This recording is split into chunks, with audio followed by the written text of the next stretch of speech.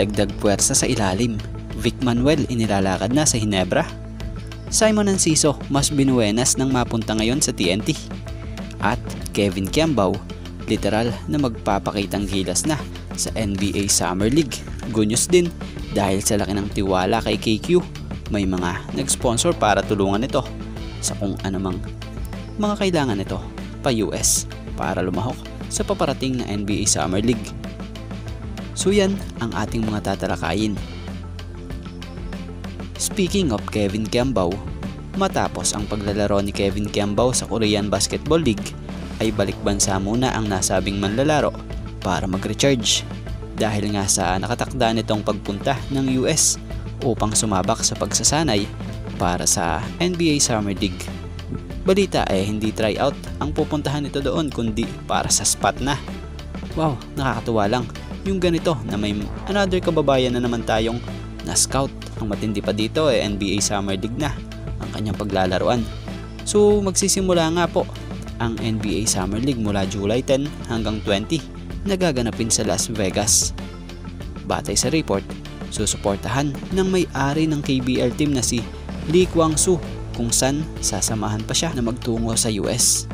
Bukod dyan, meron ding tutulong sa kanya mula sa Pilipinas na ayon nga sa isang pahayag ng Tiebreaker Times. Credit po. Another source revealed that two prominent sports patrons in the Philippines have also committed to helping fund Kiambao's journey, underlining the strong support behind his NBA dream.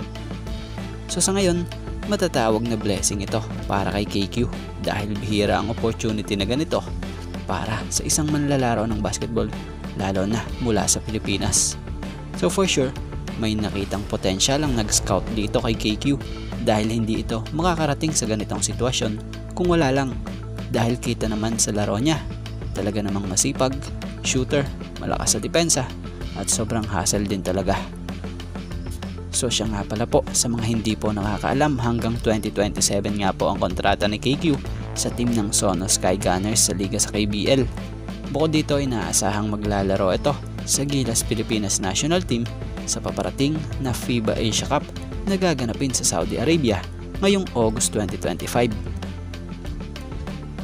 At dito tayo kay Simon Enciso. Mukhang umaayon ng panahon sa nasabing player after hindi na nga mabigyan ng contract extension ang nasabing manlalaro sa SMB at pumasok sa free agent market. Sinungga ba naman agad ito ng TNT ang player na ito? So si Simon Enciso isang veteran guard, 34-year-old, isang spot-up shooter player na nabigyan at napapirma at nakapirma ng 2-year deal para sa TNT Tropang Giga.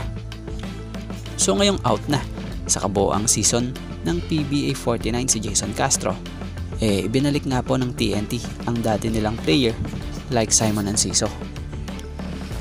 So inaasahang makakatulong sa guard position si Simon Enciso at balita pa'y motivated ang nasabing manlalaro to contribute to TNT to complete yung tinatarget na Grand Slam ng team ngayong 49 season.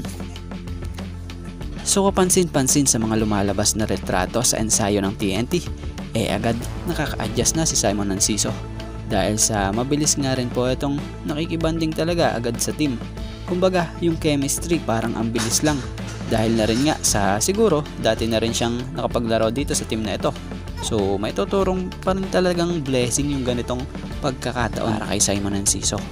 Dahil biruin mo naman, napunta ka na sa free agent market pero di ka na nagtagal doon dahil may kumuha agad sa'yo. At ang matindi pa dyan, 2-year deal nga po agad ang nilatag para sa kontrata mo. So for sure, isa ito sa gagawing outside threat ng TNT dahil kilalang tirador nga rin po si Enciso sa 13 gaya ng ilang or ibang players ng TNT. At about dito kay Vic Manuel, muling uminit at tumunog muli ang pangalan ng isang muscle man, Vic Manuel, matapos ang nangyaring interview ni Mr. Rico and Mr. JJ dito sa PBA Moto Club. So sa mga nangyaring ang interview, may isang sitwasyon dito na napangiti nga si Vic Manuel nang sinabi ni Mr. JJ Heldelbrand sa kanya kung sakaling kunin siya ng Ginebra. So walang alinlangan sinagot ito ni Vic Manuel na gusto niya maglaro sa Ginebra. na kung saan nasa sa management daw ang desisyon kung baga yun yung tanong gusto niya, pero parang sa pagkakaintindi nga natin gusto din ba siya ng management. Para kay Vic Manuel, go siya at gusto niya maging kakampi si Japet Aguilar kung saan mapapadali niya ang laro ni Japet at mapapadali din ni Japet ang laro niya. So sa nangyari nga pa ring interview ito nabanggit din ni Mr. JJ na noong na-trade si Stand nawala na ang Hinebra ng legit center kung saan naisip niyang pagkukunan nito ang isang Vic Manuel. At nasambit nga ni Manuel kung okay sa management, bakit hindi, diba? Kung tutuusin guys, kahit isang season or ilang season pa siguro, kayang-kaya pa ni Vic Manuel dahil kung matatandaan nyo possible mag-fit din ito agad sa system nitong si Coach Tim dahil nakapaglaro na rin ito noon under Coach Tim Cone sa Gilas Pilipinas na kung sa teammate niya nga rin po noon si Japet Aguilar. So si Manuel, bagay ito sa Hinebra dahil sa husay rin itong pumoste na kung saan magiging malaking bagay rin para sa mga shooter nila. At syempre, magandang backup to para kay Japet and Troy. Kung yung Joe Devans nga nung nakaraan, nagawa nila ng paraan, laki pa rin ang naitulong. Ito pa kayang mas bata kay JDB, diba? Talaga namang kung saan magpahanggang ngayon nga dominante pa rin big man. So sana madinig nila Coach Tim yung nabanggit na to ng dating Hinebra superstar na si Mr. JJ Heltelbrand at maging ng mga fans. Malay nyo, diba? Manuel to Hinebra. Ano masasabi nyo at opinion nyo dito